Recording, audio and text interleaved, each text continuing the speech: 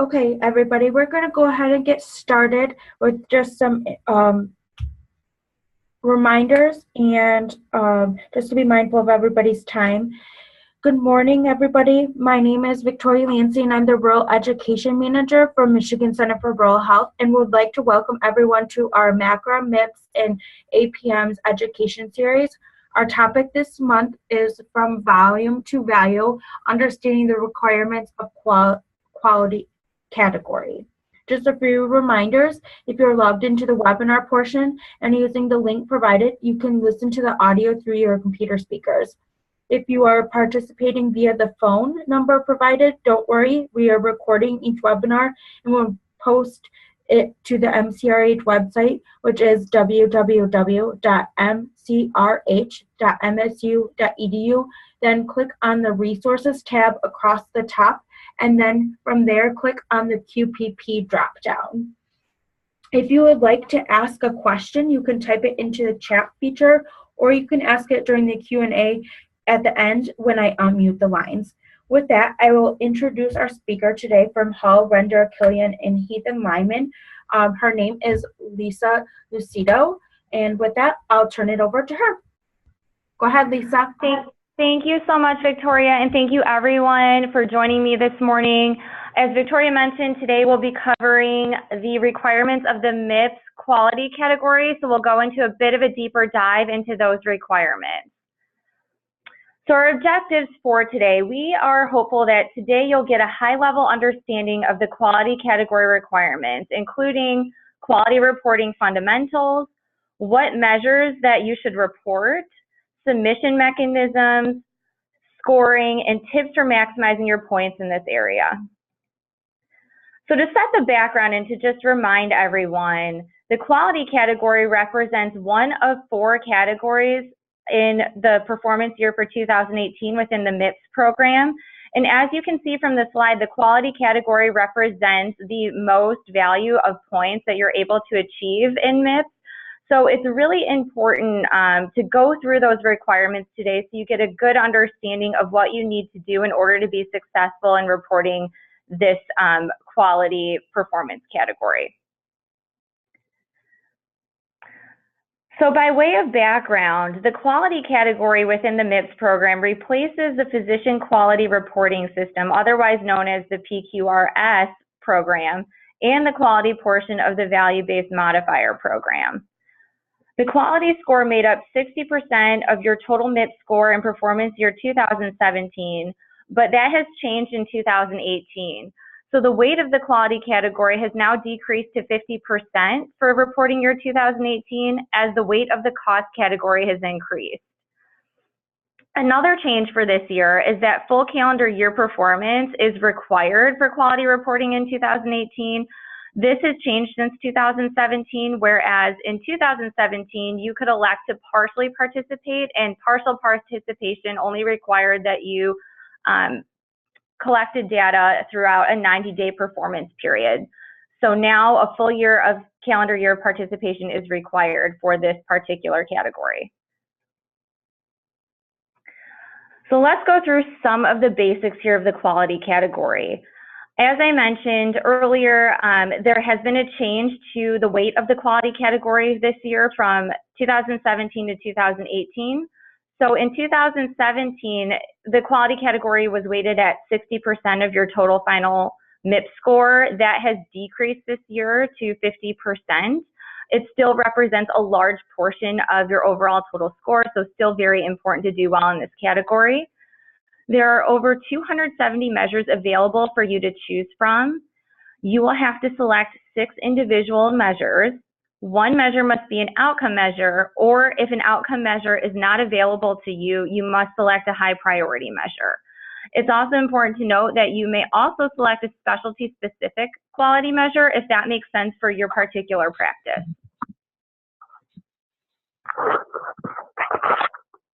So as I mentioned, you'll need to report at least 6 measures for reporting in this category for 2018. One of those measures will need to be an outcome measure, and if an outcome measure is not available, then you'll need to select a high priority measure. CMS defines a high priority measure as an outcome measure, appropriate use measure, patient experience measure, patient safety measure, efficiency measure, and care coordination measure. Your performance in this category will only be considered if you meet the data completeness requirement and if you meet the case volume requirement. So in order to meet the data completeness requirement, you'll need to report a specific quality measure at least 60% of the time that it's applied throughout the year. And in order to achieve the case volume requirement, you'll need to report that measure on at least 20 patients that are included in that measure. And CMS believes that this 20 patient threshold is the minimum threshold for accuracy of measuring your performance on a specific measure. So it's really important that these two elements are met. This slide goes through the 3 different classifications of quality measures that are available, and we'll go into a little bit further detail on each category of measures. So the first is process measures, and these measures show what you can do to maintain or improve the health of healthy people or those that are diagnosed with a given condition or disease. These measures usually show generally accepted recommendations for clinical practice. An example is the percentage of people getting preventative services, so that would include mammograms or immunizations. These measures tell consumers about the medical care they should get for a given condition or disease they may have and will help improve health outcomes. On the other hand, outcomes measures show how a healthcare service or intervention affects patients' health status. For example, the percentage of patients who died because of surgery or the rate of surgical complications or hospital-acquired infections. Outcome measures may seem to be the gold standard in measuring quality, but outcomes happen for many different reasons, and some of which you may not have control over. Under MIPS, intermediate outcome measures meet the outcome measure criteria. The last quality measure classification is known as these high priority measures. And I went through those examples on the previous slide, but they're here for your reference in the future. So now we're going to discuss what quality measures should you report. We think that it's extremely important for you to choose measures that work well for you or your practice. So think about who your patient mix is, your patient population, what type of clinician you are, and make sure that you're selecting measures that make sense for you and make sense for your practice and that you can do well in.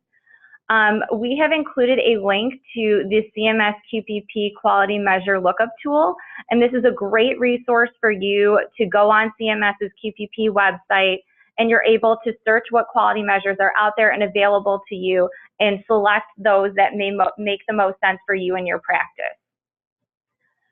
Again, to meet the quality performance category requirements, you'll need to pick at least 6 quality measures, including at least 1 outcome measure or 1 high priority measure. Once you've found a measure that works for you, you'll need to look at the appropriate measure specifications that are aligned with them.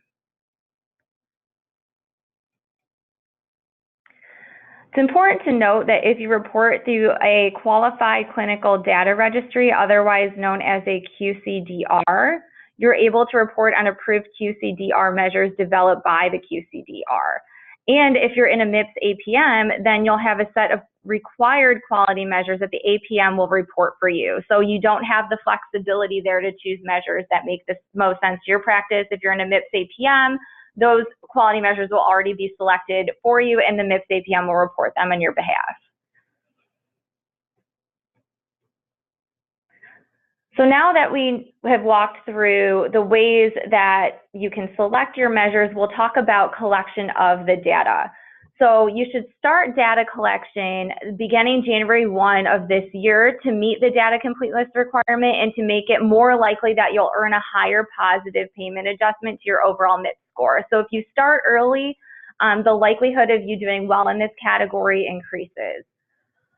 For the quality performance category, you'll need to report a full year of quality data for 2018 performance period. So that will run January 1 through December 31st of this year. If you're reporting in a MIPS APM, you should work with your APM entity on the timeliness and required activities for the 2018 performance period. Your MIPS APM will drive a lot of your reporting and requirements, so we recommend that you circle back with them and check in on what deadlines are required if you are participating in a MIPS APM. We'll jump right into, now that you've selected your measures, how do you report the data that you are collecting throughout this performance year period? So there are a couple of different options for submission of the data, and that depends on whether you are reporting and participating as an individual clinician in the MIPS program, or if you are participating in the MIPS program as a group or a virtual group. And you can see that there are several different options for each category. In the next few slides, we will go into greater detail about each submission mechanism.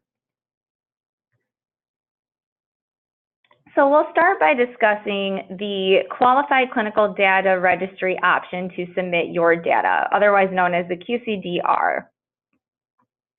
This option can be used by individual MIPS eligible clinicians, groups, and virtual groups, so it's available to all. The QCDR option must be CMS approved, and there is a list of CMS approved QCDRs on the QPP website. QCDRs collect medical and/or clinical data to track patients and disease. Each QCDR will usually give customized instructions about how you are required to submit your data. And for MIPS eligible clinicians who choose this option, you have to participate with a QCDR that CMS has approved. And again, you can find that information on CMS's QPP website. Similar to the QCDR option is the qualified registry option to submit your data. This, similar to the QCDR, can be used by individual eligible MIPS clinicians, groups, and virtual groups. The qualified registry will collect clinical data on your behalf and submit it to CMS. And if you choose this option, you'll have to go with a qualified registry that CMS has approved as well. And again, you can find that list on the QPP website through CMS. Another option to submit your data is through your electronic health record or EHR. This option can be used by individual MIPS eligible clinicians, groups, and virtual groups. You can submit your data to CMS that you've collected through your certified EHR technology. And you can choose to either do this yourself, or you can work with a qualified health IT vendor who will submit the data for you on your behalf.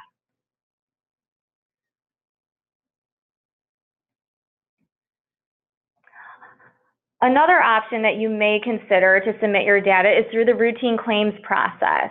It's important to note that this option is only available to individual eligible MIPS clinicians, and this would not be available to groups or virtual groups. So you can only submit data through your claims process if you are participating in MIPS as an individual and not as a group. You are able to pick measures and report through your routine billing process, and if you choose this option, you'll need to make sure that you add certain billing codes to denominator eligible claims to show that the required quality action or exclusion occurred. For the 2018 performance period, claims should be processed for the quality performance category through your Medicare administrative contractor, and the MAC for Michigan is WPS Medicare. So if you have any further questions about submitting claims data for your data collection through MIPS, it's important to reach out to WPS Medicare for any of those questions. You'll need to make sure that those claims are processed by March 2nd, 2019, and that you should work with WPS Medicare for specific submission instructions and timeliness for the quality payment program. The last submission mechanism option is known as the CMS web interface. This option is available only to a limited group. It can only be used by groups and virtual groups with 25 or more clinicians and Medicare Shared Savings Program ACOs reporting on behalf of MIPS eligible clinicians. This is a secure internet-based application that pre-registered groups and virtual groups, again with 25 or more clinicians, can use. A sample of beneficiaries are identified for reporting, and CMS partially pre-populates the CMS web interface with claims data from the group's Medicare Part A and Part B beneficiaries who've been assigned to that particular group. Then the group will add the rest of the clinical data for the pre-populated Medicare patients. Reporting via the web interface method requires that you submit data for all measures in the application, And in the event there is not a sufficient sample size, CMS will recommend selecting a different data submission option for you. Some key deadlines to keep in mind for your data submission. If you are choosing to report via the routine claim submission process, again, this applies only to individual eligible clinicians. The claims for the 2018 performance period must be submitted by February 28, 2019. For QCDRs, qualified registries, EHR, and the CMS web interface options, the data submission period will begin on January 2nd, 2019 and will end no later than March 31st, 2019. So now that we have gone over the basics of the quality program, how you collect your data, what quality measures you should select, we'll get to discuss in greater detail how you are scored under this performance category.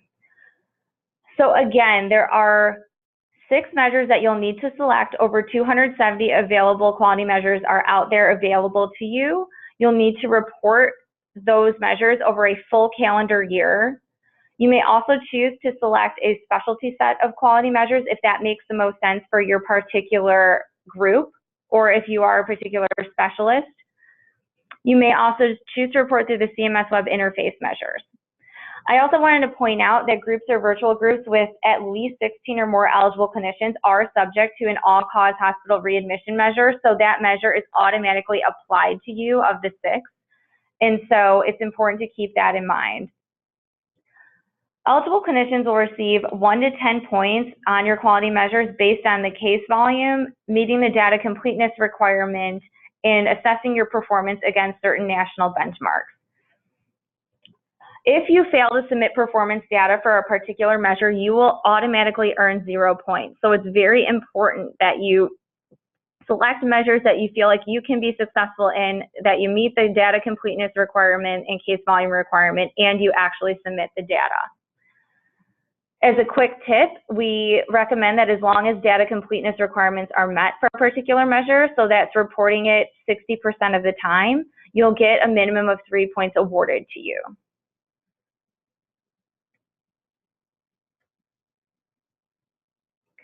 So as long as the denominator for measure is greater than 0, you'll be eligible to receive at least 1 point for that particular quality measure. Obviously, the goal is to score more than 1. So in order to score above 1 point on that particular measure, you must meet the minimum case volume requirement, again, so that's having at least 20 patients in that particular category, and then reporting that measure over 60% of the time throughout the entire calendar year. Failure to submit performance data for any of the required 6 measures will result in 0 points for that particular measure. So very important that you do submit the data. Quality measures that don't meet data completeness requirement will receive 1 point instead of 3. So you still will get at least 1 point if you're not meeting that data completeness requirement of reporting 60% of the time, but it's very important that you do so you can max out the amount of points that you're able to achieve in this particular category. There is an exception for small practices with 15 or fewer eligible clinicians, and they will receive 3 points if they can't meet the data completeness requirement.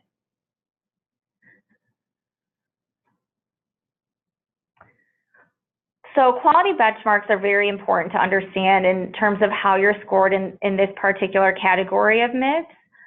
So CMS talks about if a measure can be reliably scored against a national benchmark, then you're eligible to receive between 3 and 10 points relative to how you perform.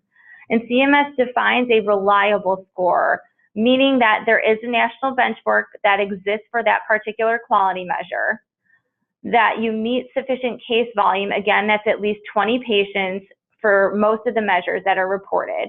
And if you are a group that is subject to the hospital readmissions quality measure, then you have at least 200 patients or more, and you're meeting that case volume requirement. If you aren't meeting the case volume requirement, you're eligible to only receive 1 point max for that particular measure. If a measure cannot be reliably scored against a national benchmark, then you'll receive 3 points maximum of the 10 for that particular measure, regardless of how well you perform. So that really limits you if there's not a national benchmark out there for that particular measure you select. For measures that do not have a benchmark established, CMS will attempt to compute one with data in the current performance year, and this will require at least 20 eligible clinicians reporting at least 20 cases each. We're going to take a moment to talk about topped-out measures.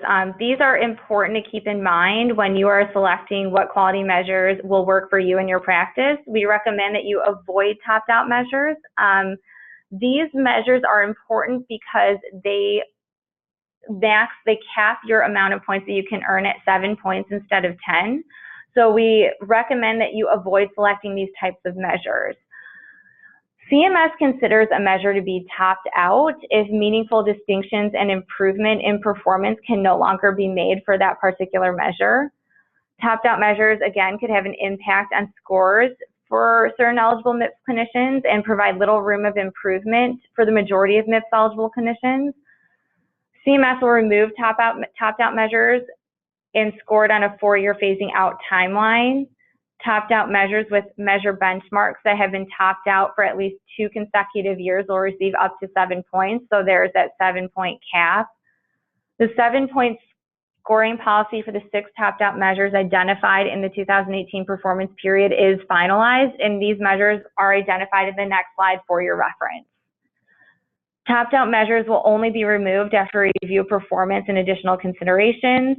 And topped out measures do not apply to CMS web interface measures, but will be monitored for difference with other submission options. So there are 6 topped out measures that CMS has identified for this quality reporting year, and they're included on this slide for your review and reference. And again, we strongly encourage you to try and avoid selecting a topped out measure just because it does limit your ability to achieve the maximum amount of 10 points for particular measures. So if you do select a topped out measure, the maximum amount you can score is 7 points regardless of how well you performed on that particular measure.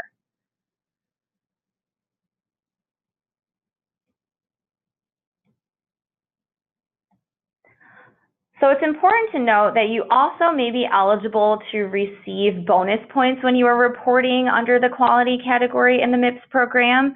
And quality measure bonus points can be earned in one of 2 different ways.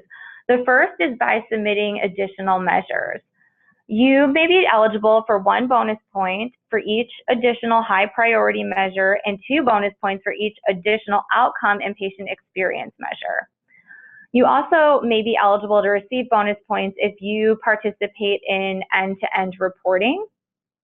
So you may be eligible to earn 1 bonus point per measure for reporting quality data directly reported from your EHR to a qualified registry, a QCDR, or via the web interface. Bonus points are added to your group, your own individual or your group's or virtual group's quality performance category achievement points. Bonus points are capped at an additional 20% of the overall quality category score, which is up to 10% for additional measure reporting and up to 10% for electronic measure submission.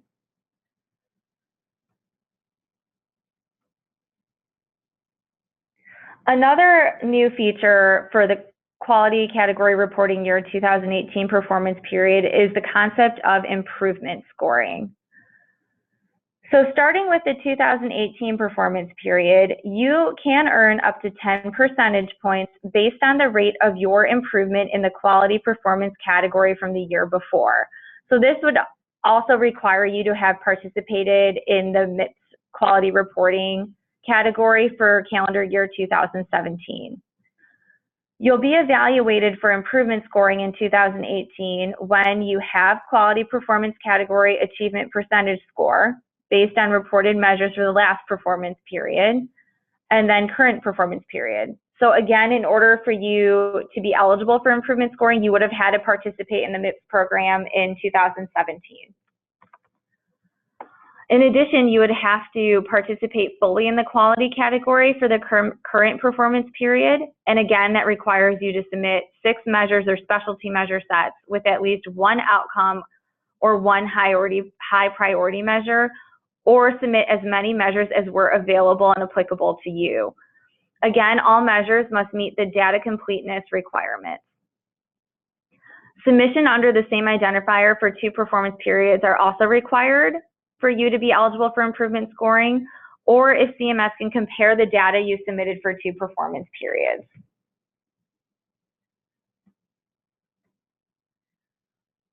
The next slide represents a graphic of how you are actually scored by CMS. So your quality performance percent score cannot exceed 100%. So in order to get to that amount, CMS will add the total measure of your achievement points with your bonus points measure if you choose to participate in bonus points or you're eligible to achieve bonus points. And that number will be divided over the total available measure achievement points. If you are eligible to participate in the improvement percentage score, then that will be added to the total. Otherwise, your sum will just be the total, the sum of your quality performance category percent score will be the total measure achievement points plus the measure bonus points divided by the total available measure achievement points.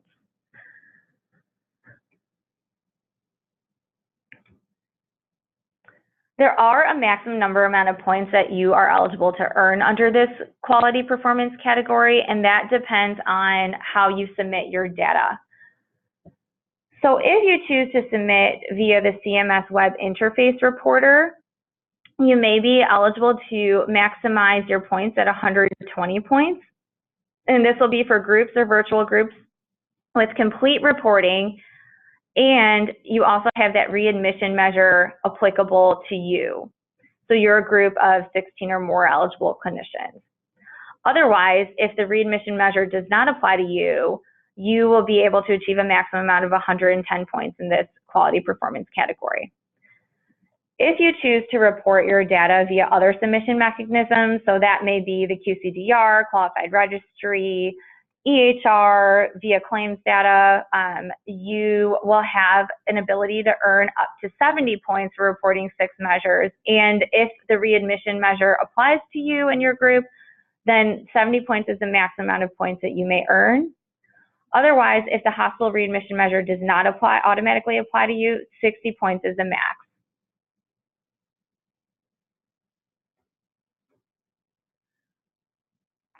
So some key takeaways here. I know this is a lot of information, so I tried to boil down some of the key points that we want to emphasize and remind all of you when you're thinking about reporting under the quality performance category.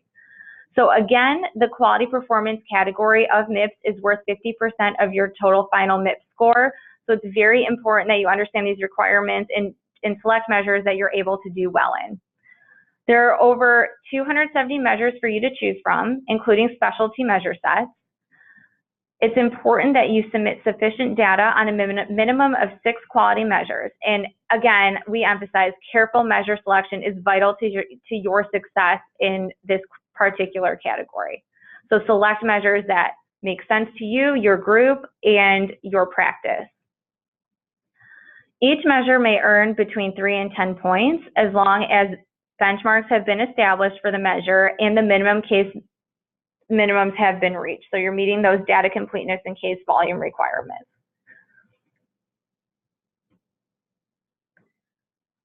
So some tips for you when you're thinking about how do I maximize the most amount of quality points in this category. We recommend that you absolutely report 6 quality measures in order to meet the minimum requirements. If you choose to submit more than 6 measures, CMS will choose which quality measures they count towards your overall performance. So to the extent that you have control over the quality measures that you meet and select to report on, it's very important because then you're able to pick measures that you expect that you will do well in. When you choose your quality measures, ensure that there are ones that reflect your best performance. So make sure that you're choosing something, again, that you expect you're able to achieve. Be sure to include at least 1 outcome measure when you're reporting, and we recommend that you avoid measures with no national benchmark or measures that are topped out, as choosing those types of measures will limit you in the amount of maximum points that you're able to achieve. We also recommend that you look for bonus point measure opportunities and see if those opportunities are available to you in your practice. If they are, we definitely recommend that you pursue trying to achieve those bonus point categories. We also recommend that you report measures that meet the case minimum and data completeness requirements. So that's making sure that there's at least 20 patients that you can report that particular measure on, and that you're reporting that particular measure at least 60% of the time throughout the course of the year. We also recommend that you choose a quality reporting vendor if that option makes sense to you in your practice, and understand how they'll support you in the calculation of your possible MIPS points on quality. There's a lot of vendors out there that can also help you meet the MIPS program requirements. So if you're working with a vendor, make sure that they're a certified vendor, they're familiar with the MIPS program, and they're able to help you achieve maximizing points in this category. So to wrap up our discussion, I wanted to provide you with an outline of what we'll be talking about over the course of the next few months. Our next webinar in July will be similar model to this one, and we'll go into a deeper dive of the requirements of the advancing care information category. And please do not hesitate to let me know, or my counterpart, Brian Bauer, who is unable to attend today. If you have any questions, our contact information is available here on the very last slide. Thanks, Lisa. I'm going to unmute the lines. So if you have any questions, please feel free to ask a question or type it into the chat box. So all lines are unmuted. So please feel free to ask a question if you have any questions, or you could type it into the chat box and I can relay the question.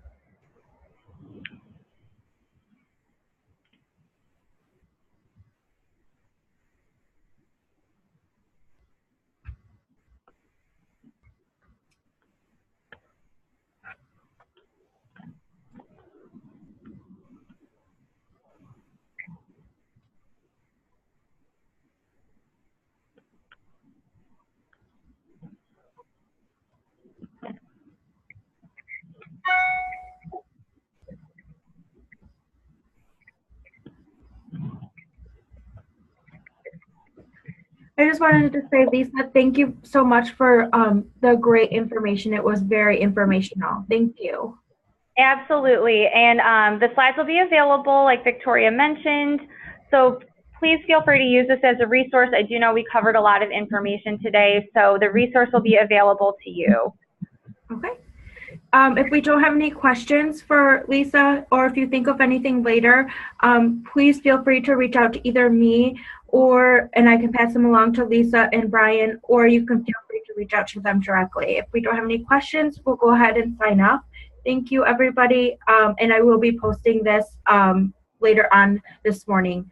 So thank you, everybody, for joining us, and have a great rest of the day. Thank you so much.